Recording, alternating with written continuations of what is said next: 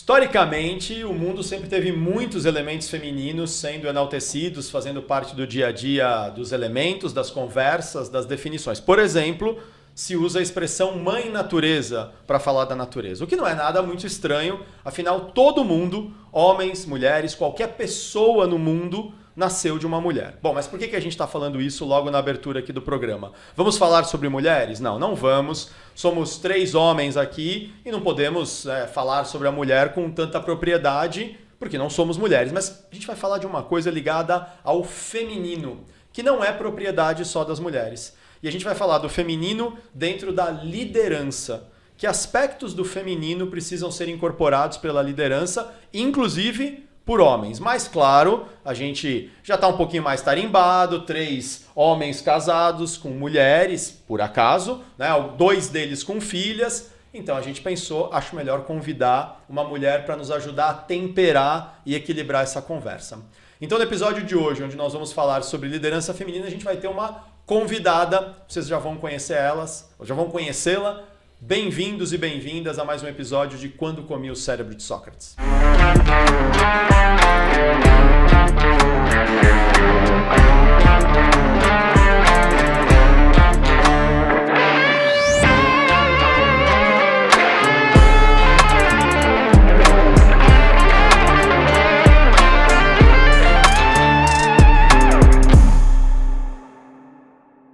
Muito bem, queridas, queridos, bem-vindos a mais um episódio deste nutritivo, também feminino e masculino, porque o que a gente quer aqui é equilibrar podcast. Hoje está um pouquinho mais equilibrado, né? Um pouquinho mais equilibrado, né? Menos tendencioso, né? Diríamos.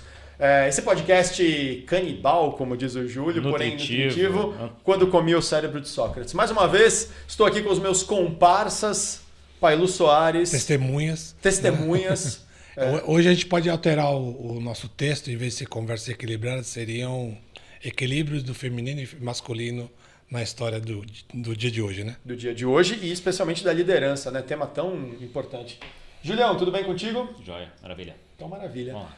Senhora Kátia Bortoloso, tudo bem contigo? Tudo ótimo comigo. Muito bem-vinda aqui, obrigado por trazer um pouquinho da tua história, das tuas ideias, da tua expertise e também do teu feminino. Mas deixa eu te pedir uma coisa, quando você achar que um de nós 3 está esquecendo do nosso feminino, e a gente já vai explicar o que significa um feminino para um homem, no caso aqui 3 homens biologicamente, né, homens, né, no cromossomo Y predominando. Mas o que tem a ver, então, portanto, o feminino? Bom, estou usando, inclusive, o feminino na variação masculina. Puta, que confusão, né? Acho que não vai ter confusão nenhuma, acho que vai dar um papo bom. Muito obrigado por aceitar o convite. Imagina, é um prazer. Kátia, me conta uma coisa. Falando da sua jornada profissional, você teve experiências com liderança, você começou trabalhando, daqui a pouco conta um pouquinho da tua história, mas em algum momento eu sei que você assumiu posições de liderança. Primeiro me fala um pouco do teu entendimento sobre liderança, da tua jornada profissional e como é que você chegou até essa posição de líder. Perfeito. Bom, quando eu falo de entendimento de liderança, para mim ele foge do estereótipo totalmente de mundo organizacional e de papel dentro de uma empresa ou de papel exercido através de um cargo. Né? Eu me vejo como líder desde as primeiras histórias que meus pais contavam, que eu liderava a gangue da escola, dentro lá do pré-escola, já era quem liderava as brincadeiras, quem orientava, quem guiava, quem batia nos maiores, porque eles eram agressivos com os menores. Então eu já tinha um posicionamento de liderança diante dos demais. Então, para mim, liderança ele tem a ver com guia, tem a ver com puxar, com guiar, com suportar, com orientar. E ao longo do meu caminho, da minha adolescência, do meu crescimento, aí, ainda como pessoa física, ainda fora do mundo organizacional, eu também busquei sempre caminhar com esse olhar de liderança, porque eu sempre gostei muito disso. Seja no time de futebol, seja, né, depois na igreja, né, dentro do meu papel dentro da igreja católica na época, e depois quando eu fui para o ambiente profissional, a mesma coisa. Eu fui puxando e correndo atrás de dar suporte para os estagiários, orientar as pessoas mais novas da empresa. Então, assim, sempre num papel de poder ajudar, apoiar outras pessoas. Então, foi o caminho que eu fui percorrendo e, naturalmente, depois, pela experiência técnica, eu fui ganhando cargos de liderança. Aí sim, falando de cargos propriamente dito e assumindo o papel de gestão dentro de algumas áreas. E com gestão propriamente dita de cargo, já tem, sem contar muita idade, pouco mais de 15 anos. Pouco mais de 15 anos. E aí, legal essa separação, né? Uma coisa é liderança enquanto atitude, competência, perfil, responsabilidade, outra coisa é cargo, né? A cadeira. Gerente, coordenador, supervisor, diretor, presidente, tudo isso tem responsabilidade de liderança. Mas tem uma coisa que eu sempre falo na consultoria em programas de liderança. Primeiro, a diferença entre chefe e líder, né? Chefe é uma postura de cobrança, de... Quem manda? De quem manda, comando e controle, e portanto o chefe tem um problema, né? O chefe não pode sair de férias. Porque quando o chefe sai de férias e não está lá mais mandando, controlando, castigando, a equipe para de produzir. Já líder, aí toda a definição que você deu cabe perfeitamente, né? Guia, suporta, orienta, protege. Ou seja, se tudo isso desenvolve pessoas, o líder pode até sair de férias. E a outra coisa é líder enquanto cargo e liderança enquanto competência. Então, o líder, o cargo depende da liderança. Se o sujeito tem o cargo de líder, né, de novo, seja a nomenclatura que for, né, gerente, coordenador, supervisor, alguns têm até cargo de encarregado, né, encarregado daquele grupo numa indústria e tal. Se ele não exercer a liderança, ele vai ter dificuldade em permanecer no cargo.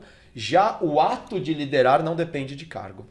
Adorei que você falou da igreja. Aqui a gente várias vezes fala de espiritualidade e de cada um seguindo a sua jornada. Mas, por exemplo, eu posso ser líder na minha igreja ou no meu grupo espiritual, mesmo que eu não tenha o cargo. Perfeito. Eu não sou chefe, né? Eu não tenho hierarquia sobre aquelas pessoas, mas eu coordeno. E vai ser igual na família, né? Não, mesmo vale para a base da pirâmide no mundo organizacional, né? Às vezes você tem pares ali, vamos pegar um exemplo de vendas. Você tem os vendedores e tem alguém que pode ser o líder do time de vendas. É um par, mas ele lidera pelo negócio, ele lidera pelos objetivos, ele lidera até para fazer o senso comum, para sair de um lugar para ir para outro, e assim vai. Então a liderança não necessariamente ela precisa ser verticalizada, né? Ela pode ser muito bem horizontalizada e segue por um senso comum, né? Então, acho que tem várias formas aí de liderar. Você trouxe vários pontos super interessantes. Eu queria, se me permite, acrescentar mais um. Que é, na liderança, o líder ele tem que, primeiro, ser um baita exemplo. E 2, ele tem que ter empatia, né? Que é entender o seu time e facilitar a vida dele. Porque se o líder não consegue tirar as pedras do caminho dos liderados, ele não está liderando aquele time, né? O líder tem que ser um facilitador e não o cara que só vai cobrar, que vai querer bater, chicotear e assim vai, né? Esse modelo de líder não existe mais, não deveria existir, né? Acho que o líder é muito mais se colocar nos sapatos do liderado e ver de que forma eu, como líder, com um pouco mais de autonomia, com um pouco mais de visão 360 graus do negócio ou da área que eu estou, de que forma eu consigo facilitar a vida dos liderados. Acho que esse é o caminho. Sabe o que eu costumo dizer para os líderes quando a gente faz treinamento com eles lembre-se que você quer que o teu liderado atinja a meta. Não é para trabalhar. Você quer que ele ganhe o bônus quando tem bônus. Você quer que chegue no final do ano e ele seja promovido. Você tem que querer, porque senão você atrapalha ele. Mas eu vou defender meu peixe aqui. Então você está dizendo que todo líder devia fazer terapia. Sim. Vou explicar por quê. Toda pessoa deveria fazer terapia, Dan. Porque você imagina se o indivíduo tem uma armadilha interna psíquica de autossabotagem. Eu não me acho merecedor, a vida inteira sempre disseram que eu não sirvo para nada, meu pai, minha mãe ou qualquer ambiente no qual eu desenvolvi a minha personalidade me dizia que eu não tinha competência, etc e tal. Bom, aí de repente isso era mentira. Tenho competência, fui lá, fiz as coisas acontecerem, mas cresci com essa armadilha dentro da minha cabeça. Não, eu não tenho competência, a qualquer momento vai dar merda, vão me descobrir. Algumas linhas vão chamar isso de síndrome do impostor. Né? Então, em algum momento vão ver que eu cheguei aqui porque eu dei sorte. Bom, aí você fala assim, você quer que a sua equipe tenha um bom resultado? Depende.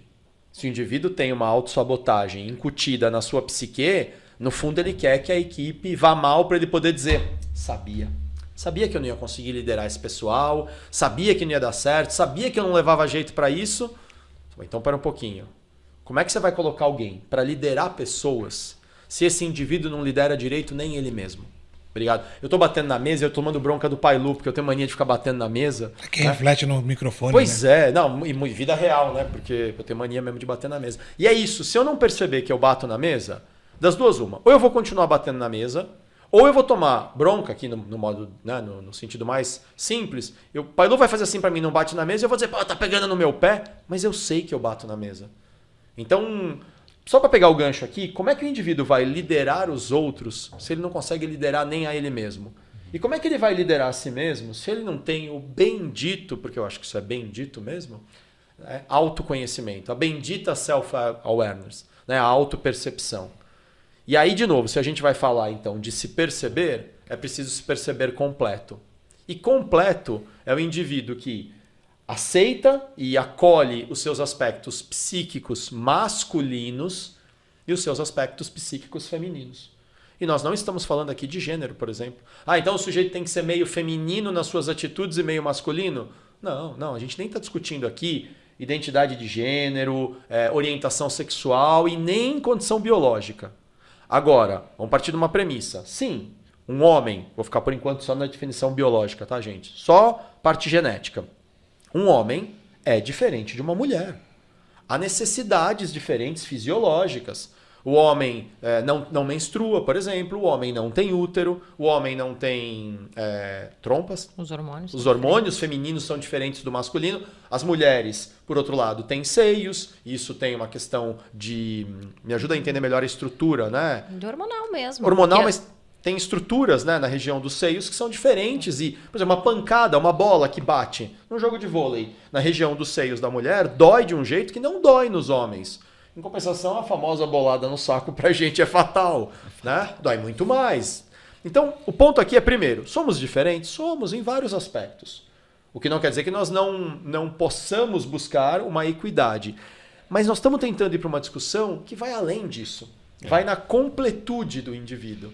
O indivíduo se ver completo, né? Indo direto ao assunto, até. Porque assim, eu estou aqui diante de duas pessoas que trabalharam durante um bom tempo no meio corporativo como liderança no meio corporativo.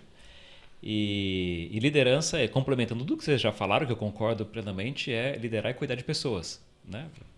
É liderar isso. Não é você que está fazendo, você está cuidando das pessoas que estão fazendo alguma coisa. E eu queria até ouvir de vocês dois se existe diferença ou nos desafios ou na forma como é feita uma liderança ou para uma mulher ou para um homem. Você vê alguma diferença? Vocês veem alguma diferença nisso? Assim, ou nos desafios ou na forma como é feita essa liderança pelo fato de ser mulher, eu acho que funciona dessa forma. É espinhoso, né? É espinhoso, é. Quem primeiro? Ladies first. Ainda podemos ser gentis. Exato. Tema espinhoso, como o Dan falou. São duas coisas. O que, na minha visão, deveria ser e o que, na prática, acontece ainda, infelizmente. E talvez aconteça muito. Mas a pergunta acho que é justamente essa. Porque assim, a gente está discutindo um monte de coisa que não necessariamente é o mundo ideal que a gente está, mas a gente está percebendo esse mundo e tentando se colocar da melhor forma. O mundo não é um podcast. A gente vai botar pimenta, deixa ela trazer o ponto dela. Se a gente colocar a natureza da atividade em si, das demandas, do propósito daquilo que precisa ser feito, não deveria haver diferença. Porque a gente está falando de liderar, apoiar, orientar, suportar, criar metas, achar formas estratégicas de atender as metas. Até então, a força feminina ou masculina aqui deveria estar bem equilibrada. Não estamos falando que é vantagem para um ou para outro. O que acontece, sim, no ambiente corporativo, e vou dizer do meu papel de fala, meu lugar de fala é, muitas vezes, para nós mulheres crescermos e conseguirmos ter esse papel de liderança, de ser reconhecida, de conseguir chegar numa reunião e ser ouvida, ela precisa adotar uma força masculina. E isso envolve bater na mesa, isso envolve ser agressiva muitas vezes na fala, levantar o tom de voz para ser ouvida. Ou quando ela é gentil, calma, doce, ela é emocionada demais, emotiva, calma demais. E falta essa força. Então ela não pode assumir essa posição porque ela não puxa o time, ou porque ela não é agressiva como essa posição precisa. Então o que deveria ser equilibrado acaba exigindo muitas vezes ou que a mulher não por não conseguir ter essa força esperada, essa força masculina esperada, desista, né? Não vou por esse caminho, não vou conseguir nunca crescer por esse caminho de liderança. Ou ela adote uma postura mais masculina para ser ouvida, para ser reconhecida ali naquele grupo e continuar crescendo. Como isso nos condena, né? Porque aí nós homens temos que ser violentos, agressivos, brutos, porque se a gente não fizer isso, a gente quebra uma expectativa. E o quanto isso nos coloca numa posição terrível, né? Não pode chorar, não pode se emocionar, não pode ter uma sensibilidade. Vai, Lu, mas você ia fazer o seu ponto. Não, meu ponto é o seguinte, concordo com o que você está trazendo, e eu acho que isso tem a ver um pouco com a questão cultural, né, do país, do lugar onde a gente vive, e aí o mundo corporativo meio que copia e cola, né, nesse sentido. Então, faz todo sentido você estar trazendo que a mulher, né, na liderança, às vezes tem que adotar alguma postura que não é o natural dela, não é o dia a dia dela, para se fazer impor. Por outro lado, tem os liderados, que também deveriam ser educados para tal, né? A partir do momento de maior empatia e compreensão das coisas, talvez um pouco essa necessidade de imposição para fazer valer. Então, tem muitas empresas adotando a equidade da questão de feminino e o universo corporativo. E o ponto é compreensão, o ponto é empatia, o ponto é... Eu brincava muito nisso na última empresa que eu trabalhei, que a gente é uma grande família corporativa, a gente vive mais tempo com os colegas de trabalho do que com a própria família. Com certeza. E se a gente não consegue conviver bem, qual é o sentido de estar lá? Né? Então acho que começa um pouco de eu faço a minha parte, você faz a parte sua também, para que o todo possa progredir.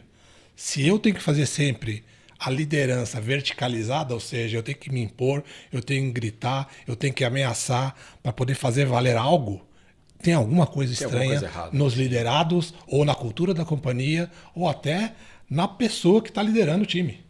Paulo, mas eu vou no aspecto ainda maior. Muitas vezes, na minha experiência, com os liderados foi o menor dos problemas. O desafio é pares. Com pares. O desafio é gestão. Explica pra isso melhor. cima. Como Aí é assim? cultural, né? Em termos de comparação, cultura né? da empresa. Cultura né? da empresa, competição, as relações, a forma das pessoas nos enxergarem diante daquele meio. Bom, eu venho do agro, são um pouco mais de 24 anos só trabalhando com agro. O agro hoje, vou usar a palavra, melhorou bastante nesse aspecto, né? Mas é um mundo masculino. Mas é um mundo hoje 81% masculino dentro da liderança do agro. Então, assim, tá bem longe da gente olhar para lideranças de uma forma um pouco mais equilibrada nesse sentido. Para poder trazer um pouco de força feminina, mesmo que genética dessa forma, né? Mais física, mas para poder trazer um pouco mais dessa força feminina para esse ambiente. Então, os meus maiores desafios nunca foram minha equipe. Porque a minha equipe, eu liderava pelo exemplo, pela empatia, por me envolver, por saber que eu estava ali. Independente de ser homem ou mulher, eles se envolviam comigo no dia a dia e nunca questionaram se a minha líder é mulher ou homem. Eu não tive um desafio com o liderado por conta disso. Em contrapartida, por ser mulher, eu já tive líderes ou pares, líderes de outras áreas que falavam, não, eu não quero, eu fui suprimento muitos anos, eu não quero ser atendida pela Kátia. Mulher não sabe comprar, eu quero que o fulano me atenda. E aí a sua condição, mulher, biológica, te desqualificava para um trabalho que não tinha vínculo algum, sequer com força física. Porque se o cara falasse, não, é porque eu preciso de alguém que consiga forte fisicamente, carregar 80 quilos e o limite da Kátia é 70. Mas tem mulher que consegue subir 100, então aí pode ser uma mulher? Não pode porque é mulher. Então a categorização está no preconceito ao feminino. Então, mas aí o ponto do que a Kátia trouxe não tem a ver com o masculino, tem a ver com o machismo. Né? Com o machismo. Boa. Com o machismo. Eu acho que aí é outra história. Porque, de novo, eu volto na história da cultura. Quando você tem um masculino que compreende a história da cultura, da equidade, dá para fluir entre pares, respeitando. Não importa o sexo. Importa que são profissionais, que estão pelo mesmo senso comum, que é fazer aquela empresa gerar alguma receita e poder distribuir lucro. Né? É a essência de existir de qualquer empresa capitalista. Então, quando as interlocuções começam a questionar se essa liderança é igual ou não, tá indo pro caminho do machismo. E aqui tem 3 machos, mas que não são machistas, tá? Eu acho que quando esse somos, é o ponto. ser, né? Eu vou esse é o dizer, ponto eu de vou fazer uma atenção, né? provocação que todos Faça, somos faça. machistas. Inclusive nós, mulheres. Por isso que eu já avisei. Quando somos, não queremos ser. Estamos querendo melhorar. Não, Sim. mas nos provoca. É legal a gente Não, mas é enxergar. por conta dos vieses inconscientes. Eu falo isso porque, de alguma forma, seja porque fomos criados ouvindo algumas coisas, a gente escorrega no machismo, mesmo eu como mulher, muitas vezes, em me questionar ou duvidar se eu sou capaz de fazer isso porque eu acho que um homem podia fazer melhor. Por quê? Aí eu vou olhar, não, só porque, sei lá, historicamente eu ouvi que um homem podia fazer isso melhor. Por exemplo, carregar peso. Trabalho com fábrica hoje, com indústria. E, enfim, há bastante tempo, quando eu cheguei na empresa, a gente tinha ainda o método de, essas vagas só podem ser para homem. Por quê? Porque tem que carregar caixa e é pesado. Eu faço academia. Eu luto. Eu garanto para você que eu pego mais peso que você. Quer testar? A mulher do Belo pega mais peso que nós 4 juntos. Então, aqui. eu tive estes enfrentamentos porque o homem carrega mais peso que a mulher, é relativo. Depende do homem, depende da mulher. Depende, claro. Então, assim, e aí, aí você vai questionando e as pessoas falam, é mesmo, eu não tinha pensado sobre isso. Não, tem razão. Abre a vaga, depois a gente vê se o candidato tem mais ou menos força. Assume que é verdade, exatamente. E, enfim, eu olhava para uma fatia, Pailu, da minha carreira que era só... Eu lutei para chegar num momento onde não tem mais machismo. Eu, assim, dificilmente um homem vai me colocar numa saia justa hoje. É muito mais possível ao contrário. Por você ser mulher. Isso, ou por Pode fazer te colocar uma piada. por uma pergunta que você não sabe responder. Isso, né? sim, exatamente. Tecnicamente não, mas por tentar me constranger ou falar alguma coisa que me deixa incomodado, desconfortável, alguma piada machista, alguma coisa... Eu sempre tive muita segurança que passei dessa fase. Agora eu já aprendi, já sofri tanto constrangimento que eu já sei lidar com isso. E aí eu fui aprender, deve fazer uns 3 anos, sobre mansplaining e mentorrupting. E o que é isso? Eu assisti a tal da palestra lá e tal, eu olhei e falei, cara, isso acontece comigo todo tempo, e eu nem notava. O que é? Eu já fiz meu MBA na prática. Exatamente. Quando o mansplaining é quando o homem tenta explicar o que você acabou de dizer. Uhum. Porque você acabou de dizer, ele vira e fala assim, o que a Kátia quis dizer... Mas não faria isso se fosse um homem, por exemplo. Não faria isso se fosse um homem. Aí o mentorrupting é isso. Eu estou falando e, de repente, você resolve atravessar com uma outra fala. E aí eu me dei conta que, ok, como eu lido com isso? Peraí que deixa eu terminar de falar. Aí, nessa hora, eu tenho que adotar uma postura mais agressiva. Psiquicamente masculina. Não de homem, exatamente. Mas de psiquicamente masculina. É que quando, não sei... Para ser ouvida. Me corrija se eu estiver enganado na interpretação. Quando você está lidando com uma audiência masculina que é machista e ele não consegue te respeitar na sua posição feminina, você tem que adotar uma postura machista também para o cara entender que é de igual para igual. Isso, porque daí você traz um outro elemento. Aí você traz ele pro chão de novo. Mas quanto isso te violenta? Se você tiver que assumir essa postura, você como mulher tem que assumir uma postura machista, que é super diferente do que a gente está falando. Uma mulher pode ter uma atitude masculina, psiquicamente, como personalidade, como um homem pode ter uma atitude feminina. Agora, uma atitude machista, se feita por um homem, já é violenta, porque condena ele a esse papel...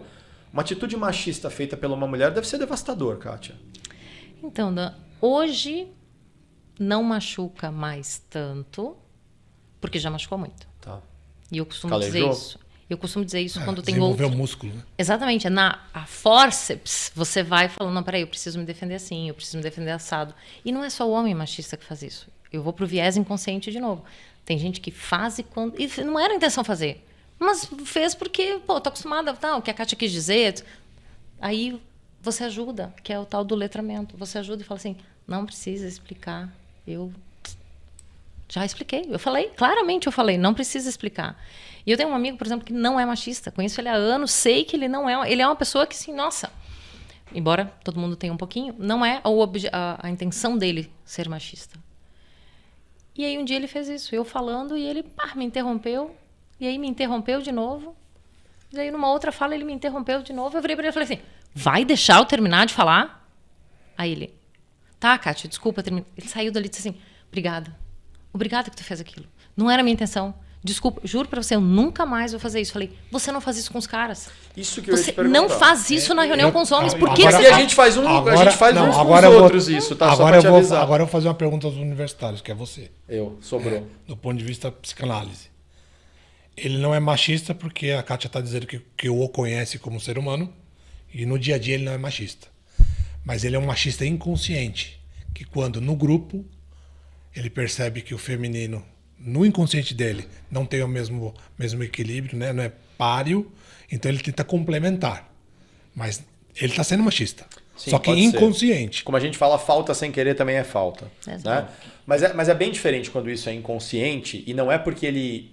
não tô julgando o cara, nem sei quem é, e estamos aqui trocando ideia. Aliás, a gente, conforme os episódios vão passando, parou de falar algumas coisas, mas a gente fala aqui sempre que nós não viemos cagar regra, não viemos dar aulinha de nada, ainda mais num tema desse, que eu acho que a gente tem local de fala assim, porque todo mundo aqui é líder. Então a gente quer aprender a ser um líder mais equilibrado, por isso a importância de aprender a liderança feminina. Mas nós não somos especialistas no tema. Sim. Mas outra coisa também que a gente assume é que a gente não tem um compromisso com o erro.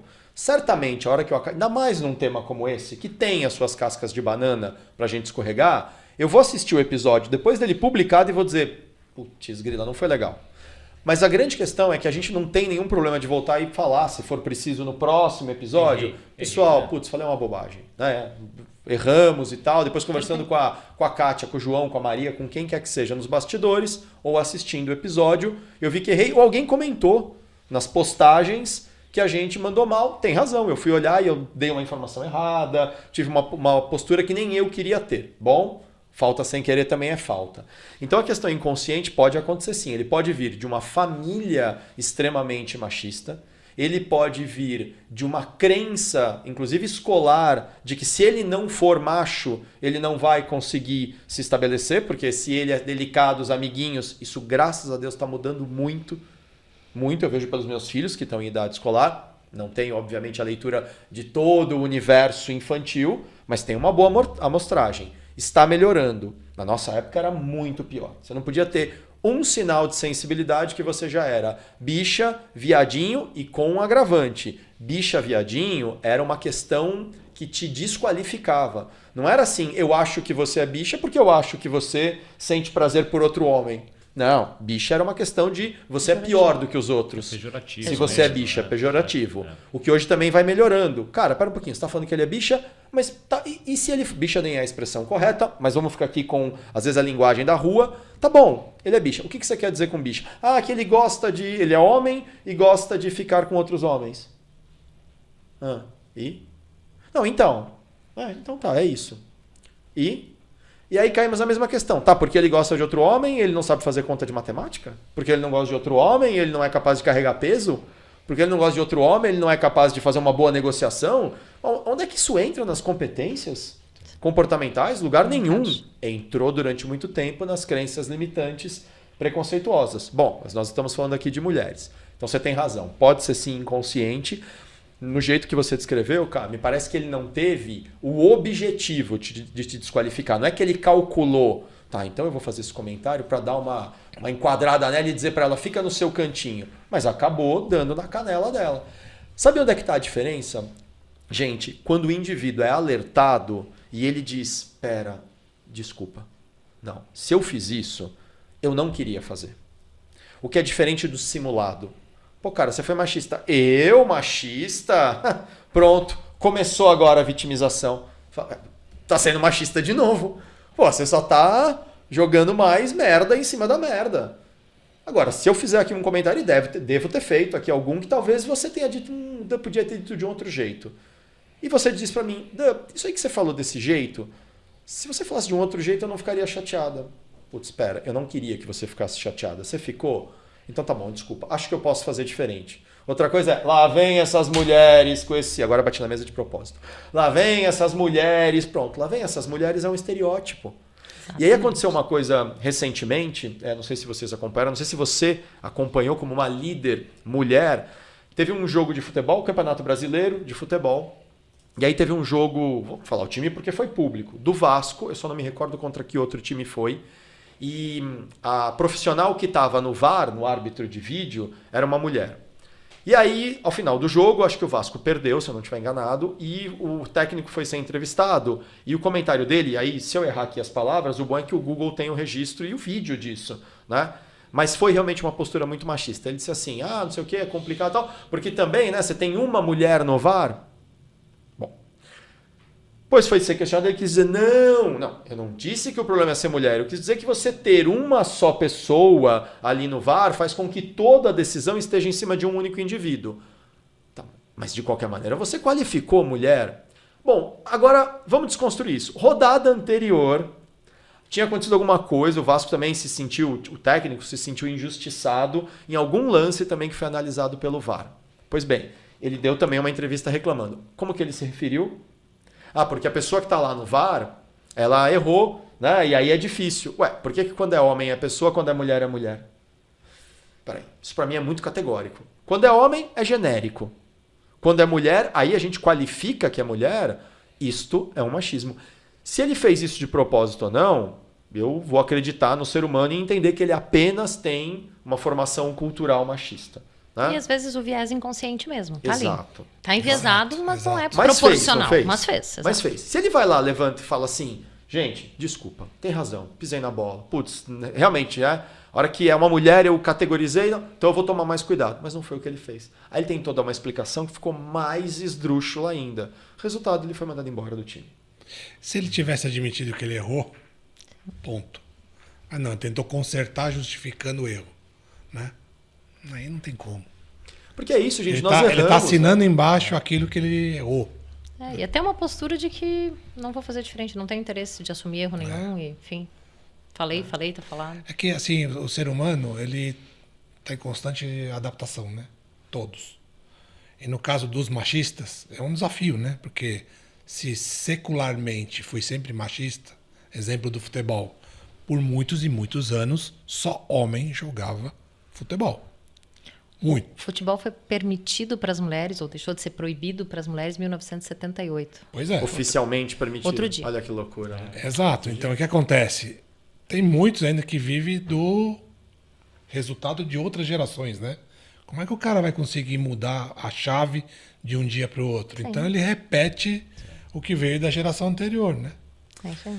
Mas aí você toca num ponto importante. É legal ter uma pessoa diferente, e diferente aqui com uma visão feminina que muitas vezes nós não temos. Eu sempre acho que se a gente tentar fazer essa mudança de mindset, Pailu, especialmente neste caso do machismo, né, que o machismo é um ato de violência. Então vamos assumir isso. É um ato de violência, é um ato de desqualificação do outro, assim como o homossexualismo, né, você desqualificar alguém por ter uma orientação homoafetiva, é um ato de violência. Como é que você vai combater isso com violência? Porque se você combater isso com violência, você só vai chancelar a postura. E é uma discussão difícil, porque você fala, mas se eu não entrar com força também, o cara não vai mudar. Mas se eu entrar com força na canela dele, ele vai dizer, então tá, o jogo é na canela? Então você está dizendo que tá certo eu entrar na canela. Então, mas acho que serve exatamente porque aconteceu no futebol. Até 1978, eu não sabia que era 78. Até então eu devia ter 8 anos, eu acho. É isso. Tá de brincadeira, nem só 8 anos. Pra mim, esse ano é marcante, Pailu, só fazendo um parênteses, porque eu nasci em 82. Tá. E o meu pai jogou futebol amador, depois profissional na cidade, enfim. E desde pequena, ele levava eu e a minha irmã. Então, a minha irmã nasceu em 80. E com 5 anos, 6 anos, a gente já jogava bola com o pai. E o pai, na minha visão, nunca foi machista. Por quê? Porque ele, se tinha acabado de acontecer ou não, ele não precisou de anos de letramento para entender que o mundo mudou e agora as filhas... Não, a gente só jogou futebol e pronto. Jogamos profissional na cidade e ele queria muito. Um dia ele falou, ai meu Deus do céu, se eu tivesse deixado vocês jogando, podia ser a Marta. Hoje eu falei, nossa, pai. Opa! É pai falando, né? Objetivo, é pai falando, né? Mas ele, assim, coincidentemente era seu pai, mas ele é um homem mente aberta. Exato, mas é isso que eu falei. Então, para mim, só o parênteses marcou para mim a questão do ano, porque era muito recente, era muito perto. Eu cresci, se fosse alguns anos, tivesse nascido uns anos antes, eu não teria nem experimentado a vida de jogadora. O que eu queria trazer era assim, mais para endereçar o que o Dan trouxe, que é, a gente não combate o machismo com mais machismo ou com mais violência, né? Então, você trouxe que o machismo é uma violência. Então, eu vou combater a violência com mais violência? Não deveria. Porque aqui nós vamos ficar no mesmo looping. Você chancela o modelo, né? Perfeito. Então, pegando o exemplo da mudança do futebol, que era exclusivamente masculino, e a partir de 78 passou a ter também direito do futebol feminino, certo? O que acontecia? Se você fica bloqueando o feminino no futebol, você está na contramão. Porque já virou regra, a sociedade aceitou e você está ficando para trás.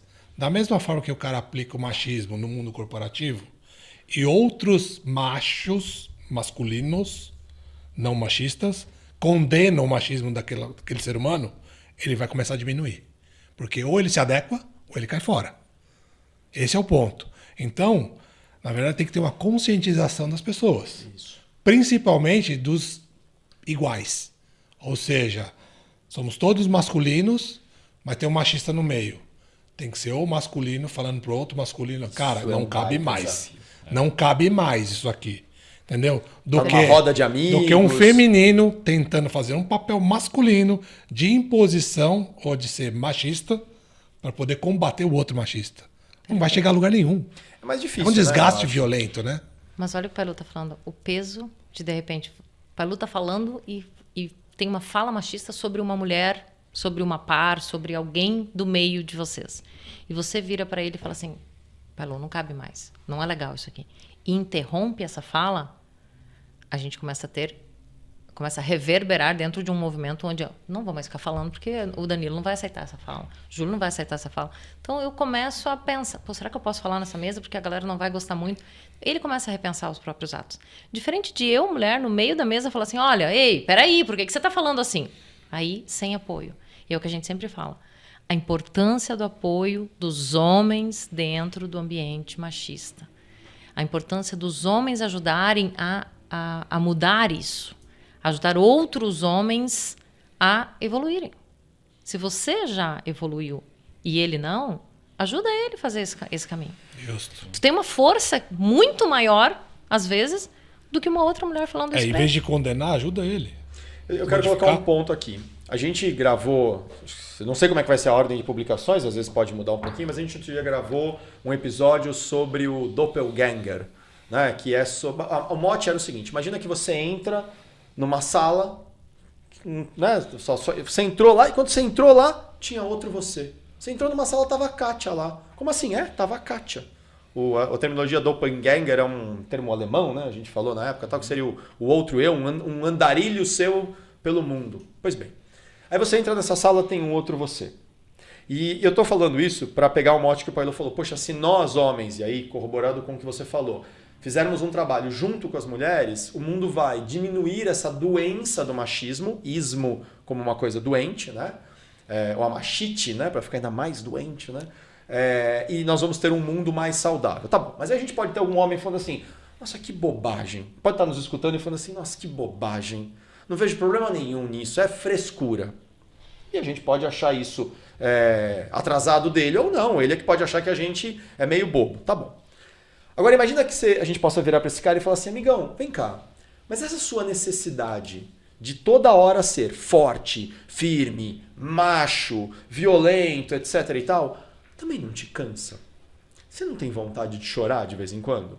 E eu não vou me surpreender se esse cara machista fala, imagina, nunca. Agora entra numa sala e imagina que você encontrou um outro você. E conta pro seu outro você, eu não choro nunca. O que ele vai falar para você? Mentira. Deixa de ser idiota. Você chora no chuveiro várias vezes. Você chora no travesseiro. Ou você engole a porra do choro quando você é humilhado no trabalho, ou quando você resolveu competir para ver quem vencia, quem tinha o carro mais potente, e um tentando fechar o outro na rua, pondo em risco um monte de gente, e você perde. E o outro cara tem um carro melhor que o seu. Você fica com o rabinho entre as pernas, fica tristinho sim, porque perdeu o racha, né? Perdeu o racha. Sim. Quando você fala com uma mulher e ela mostra que ela tem mais competência que você não se sente mal? Então, conversa com você mesmo. Acho que se a gente puder ajudar os caras a pararem de mentir para eles mesmos, porque, Kátia, uma coisa que me ajudou a esclarecer muito é quando de verdade alguém perguntou para mim, e te cansa ficar nesse papel? E olha que eu, de verdade, nem me acho um cara machista doentio, ainda que tenha atitudes estruturalmente machistas. Mas ainda eu, que não sou um cara que fica o tempo inteiro desqualificando as mulheres e não quero fazer isso. Quando me perguntam, não te cansa ficar nesse papel de ter que ser sempre o macho, o forte? Cansa pra cacete. Tem horas que eu só quero dizer, puta, eu tô cansado pra porra. Eu só queria um colo, eu só queria um abraço, eu só queria chorar um pouquinho e desabafar. Ah, não pode porque você é homem. E aí vem esse problema. Nós homens ficamos condenados a sermos doentes pro resto da vida. Eu sou doente porque eu engulo um monte de tristeza e depois não sabe por que tem câncer de testículo, por que tem câncer de esôfago, por que tem câncer de próstata. Nós somos condenados a sermos machos, aí o cara tem que ter, e infelizmente isso acontece muito, um monte de amante, porque ele tem que se provar, porque ele não consegue ser um homem melhor. Não estou dizendo que o modelo A, B ou C está certo no mundo, há quem defenda um casamento aberto. Não é esse o ponto. É quando o indivíduo jura fidelidade, mas fica toda semana pegando uma mulher diferente para ter que provar que ele é macho. Ele está doente. Posso te provocar? Pô, todas as vezes. Ele tem que provar ou ele quer provar? Difícil saber. Você não sabe Porque onde começou a doença. Para quem? Mas ele tem para quem? Ele Para os quer. outros machos. Não, é uma autoimposição. Uma autoimposição. Ele quer se provar, mas ele não tem que se provar. Mas se ele vive nesse mundo machista e ele só acha que tem valor quando ele é machista, porque os outros machinhos, né, ficam dizendo para ele que ele só tem valor quando ele faz tudo isso, ele quer se provar porque ele entende que ele não é outra coisa se ele não puder. Ele está doente. É o que a gente vai chamar de doença do self. Ele perdeu a conexão com ele mesmo. Ele já nem sabe mais o que é importante para ele. Ele só está fazendo aquilo que ele entende que os outros vão aprovar. Que é o grande mal, né, que a gente vive hoje. A necessidade de ficar o tempo inteiro vivendo o que os outros dizem que é bom. Não vamos entrar nessa seara, porque senão nós vamos precisar de mais uns 28 programas, mas bota um tempero nisso quando você tem o fomento das redes sociais. Então agora eu me exponho o tempo inteiro para os outros e os outros vão me julgar. Se a minha foto eu parecia macho, se naquela festa eu estava pegando alguém bacana ou se não, estava sozinho... Se aquele evento que eu participei, eu gravei ali uma fala contundente, ou se eu fui mais amorosinho. Quer dizer, a gente está muito mais exposto. Só que ao mesmo tempo, se a gente está mais exposto e o mundo está mudando, quem não entender essa mudança também vai ficar exposto mais cedo, né? E vai se expor negativamente, ao contrário do que está buscando. Beleza, bons pontos, mas posso propor uma coisa? Vamos fazer uma pausa aqui e a gente até deixa o pessoal que está nos assistindo, né, poder respirar um pouquinho, observar e perceber tudo que esse tema está mexendo com cada um que está nos escutando e nos vendo. E a gente publica a segunda parte dessa discussão mais para frente, para a gente poder continuar, que acho que está muito rica a discussão, mas não ficar tão pesado, tanto conteúdo num único episódio. Perfeito. Combinado? Então, muito obrigado a você que nos assistiu até aqui, essa primeira parte. Calma, a segunda parte a gente vai publicar a semana que vem e tem mais conteúdo bom sobre esse importante tema da liderança feminina. Um abraço, gente. Até a semana que vem. Valeu.